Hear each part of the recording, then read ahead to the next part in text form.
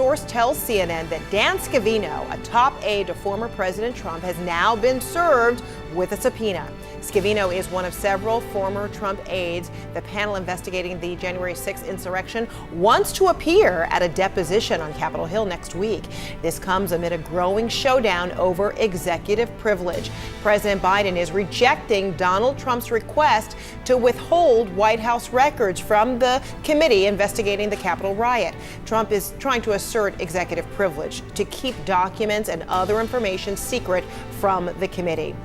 Trump is also urging his former aides to defy those subpoenas. And also importantly, they've asked for President Trump's White House records. That might be some of the information that's the most sensitive, some of the most intimate details of Trump's whereabouts and motions and movements on January 6th, leading up to January 6th and that unprecedented effort to undo the 2020 election. What's up, everybody? Major Retired Richard Ojeda here. And you think you're going to get away with orchestrating an attack on our nation's capital, on our nation's democracy, overthrow a presidential election, try to assassinate public officials, not to mention kill Capitol police officers, and get away with it?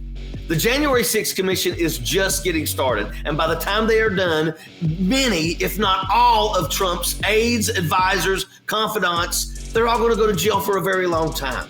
You know, you do know that treason is not white-collar, minimum security country club jail, right? No. You guys will end up in the big boy prisons in the middle of nowhere where they put people away for life. One of my favorite parts of this story is the irony. You know, these jackaloons, along with their orange failed leader, are trying to hide behind executive privilege. But here's the kicker. Only the current president of the United States can authorize executive privilege, and President Biden has told them to kick rocks. He's not authorizing squat for them. President Biden laid it out clearly for the world to see that he is not motivated by political vendettas or anything of that sort. Executive privilege cannot and must not ever be used to cover up crimes committed against the Constitution of the United States of America. And that's a mic drop for President Biden. You know, that's all she wrote, folks. The president is telling us that Trump and his cronies committed crimes against our Constitution, and he has already seen the evidence, and this is a clear indication to not only the January 6th Commission, but the American people that Trump is guilty, and we have the proof. Now, look, I know that everybody is anxious and annoyed because we want to see FBI raids, and we want to see the orange slob in an orange jumpsuit. But I keep having to remind myself that justice takes time, and these cases are very complicated, and the government must make the absolute perfect case that leaves these traitors with absolutely no place to turn.